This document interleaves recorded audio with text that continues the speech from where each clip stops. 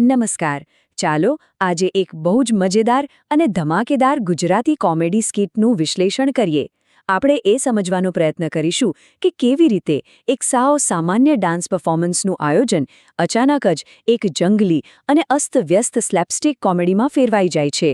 આજના આ વિશ્લેષણમાં આપણે સાંસ્કૃતિક અનુવાદકની ભૂમિકા ભજવીશું અને આ હાઈ એનર્જી રમૂજ પાછળ રહેલી અસલી કોમેડિક જીનિયસને ડીકોડ કરીશું. આ અદ્ભુત પ્રદર્શનને બરાબર સમજવા માટે આપણે તેને આ 5 મુખ્ય ભાગોમાં વહેંચીશું. 1. Setting the comedic stage. 2. Pop culture and parody. 3. Translating the linguistic chaos. 4. Mechanics of physical comedy. અને 5. High stakes and hospital bills. ચલો ફટાફટ શરૂ કરીએ. તો શરૂઆત કરીએ આપણા પહેલા વિભાગથી, સેટિંગ ધ કોમેડિક સ્ટેજ. એટલે કે આ સ્કિટનો મૂળ પાયો. ખરેખર તો આખી કોમેડીનો બેઝ જ એ છે કે એક સાવ અસ્તવ્યસ્ત ગ્રુપ એકસાથે ડાન્સ કરવાનું અશક્ય લાગતું કામ કરવા જઈ રહ્યું છે. અહીં એ સમજવા જેવું છે કે આખો મામલો શું છે. જુઓ, એક ગ્રુપ ડાન્સ કરવાનું નક્કી કરે છે, પણ સતત રોકટોક અને નાની નાની બાબતોમાં થતા ઝઘડાને લીધે કોઈ મેળ પડતો નથી. એક તરફ શાંતિ અને જવાબદારીની માંગણી થાય છે અને બીજી જ સેકન્ડે સાવ સામાન્ય વિનંતીઓ સીધી જ મારકાપની ધમકીઓમાં ફેરવાઈ જાય છે.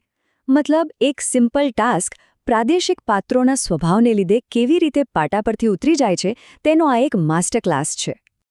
હવે અહીં એક બહુ જ રસપ્રદ વળાંક આવે છે.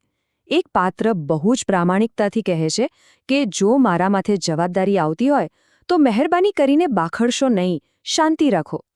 આ આખી વાતમાં આયરની એ છે કે જે પાત્ર અહીં બોસ બનીને શાંતિની અપીલ કરે છે એના આ જ વાક્ય પછી સૌથી મોટી બબાલ અને અરાજકતા શરૂ થાય છે.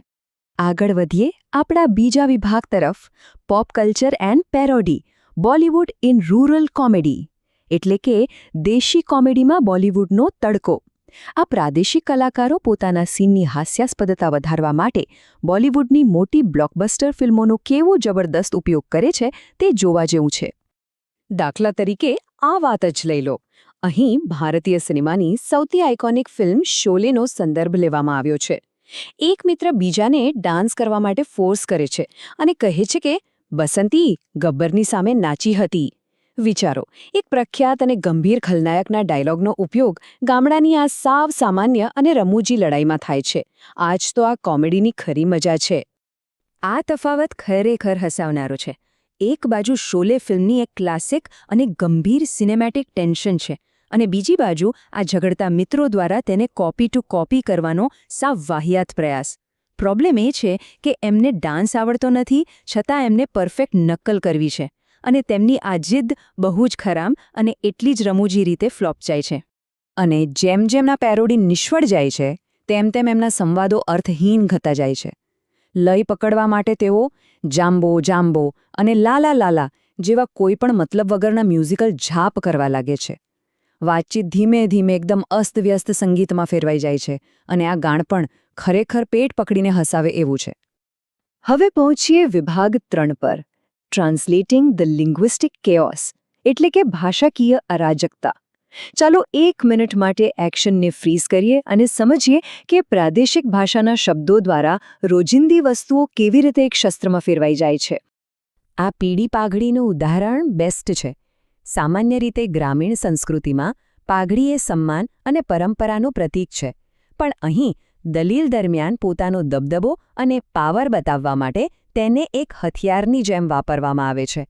પોતાના મોટા ગુસ્સાને પીળી કે લાલ પાઘડી જેવા સાવ સામાન્ય કપડાં સાથે જોડીને તેઓ એક અદ્ભુત કોમેડિક સિચ્યુએશન ઊભી કરે છે.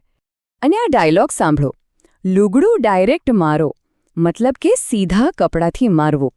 આ બતાવે છે કે કેવી રીતે કપડાનો એક નાનો સોફ્ટ ટુકડો પણ આ ઝડપી બોલાચાલીમાં એક ગંભીર ધમકી બની જાય છે.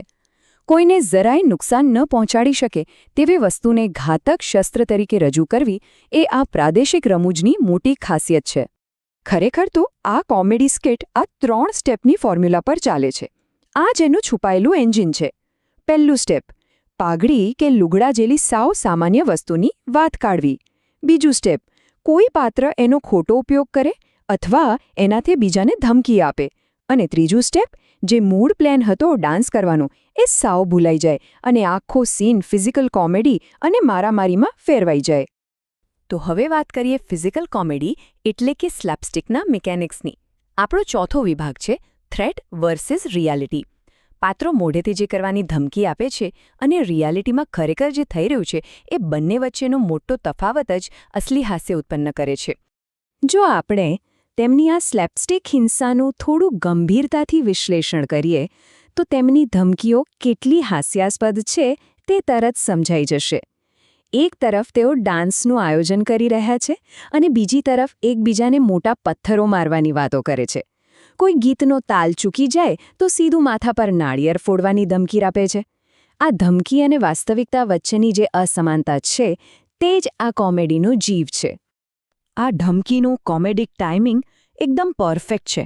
જરા વિચારો, કોઈ બરાબર ડાન્સ ન કરતું હોય તો એના પ્રતિભાવમાં કોઈ એમ કહે કે મારે તારા પર નાળિયેર ફોડવું પડશે, અને પાછા એ ધમકીને સાવ નોર્મલ રિએક્શનની જેમ રજૂ કરે.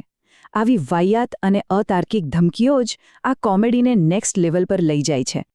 અને હવે આપણે આવીએ છીએ આજના આપણા છેલ્લા અને પાંચમા વિભાગ પર, high stakes and hospital bills, the financial પંચલાઇન.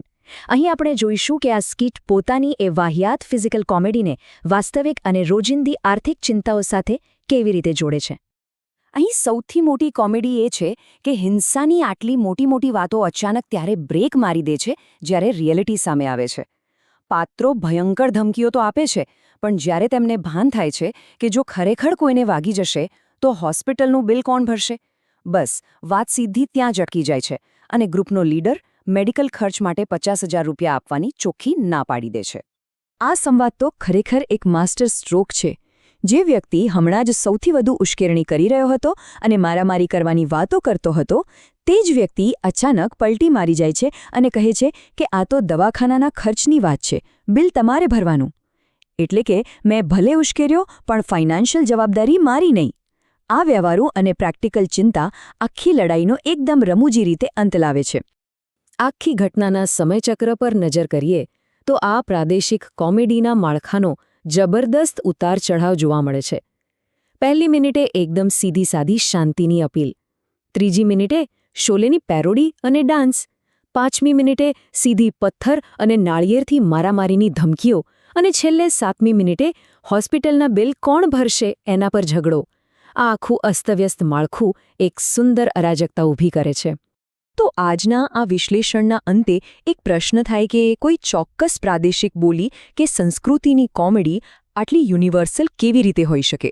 જવાબ એ છે કે ભલે ભાષા, કપડાં કે ધમકીઓ આપવાની રીત અલગ હોય, પરંતુ આ બધું એક સાર્વત્રિક અને સાવ સામાન્ય માનવ સ્વભાવ સાથે જોડાયેલું છે. આશા છે કે આ સ્લેપસ્ટિક કોમેડીની પાછળ છુપાયેલા આ ડાયનેમિક્સ સમજવાની મજા આવી હશે. ફરી મળીશું એક નવા વિષય સાથે. ત્યાં સુધી રજા લઉં છું.